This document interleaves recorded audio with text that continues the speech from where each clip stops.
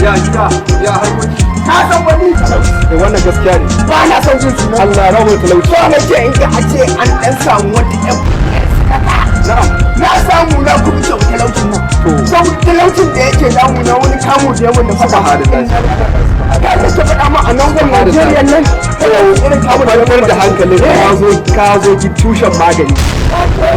To maganin da suna baka na talauci ko kuma na miliki talauci. Alhamdulillah. ba na son ta Wannan magani namu a tsarinsa akwai ɗan 20,000 akwai 10,000.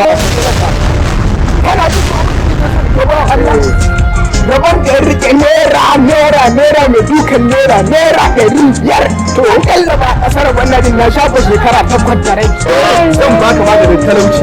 Amma ba sai ka cire kuɗi. To kana ji ko? Na ce ya kauye nake.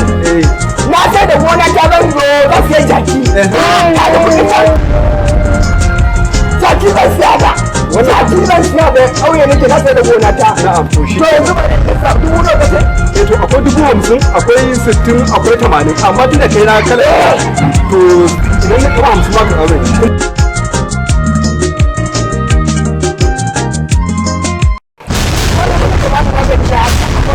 Ka gane samu ruwa a kofi sai ka zuzuga wannan magani idan sai ka dan murɗa shi a ranar murɗa an juya ka dan murɗa sai ko ka shanye duwai da ban shinka ma ba zahi ba tunan Allah ya kwarta albarka mu na gode Allah sun ji ba kai Allah ya kwarta albarka.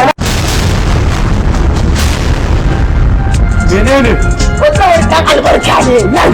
Dukkan godiya wani yaran kirki. to me yawa fa Maganin talauci yake sayarwa. la ilaha Na lalle daga gona ta ta kauye na sayar zan saya jaki.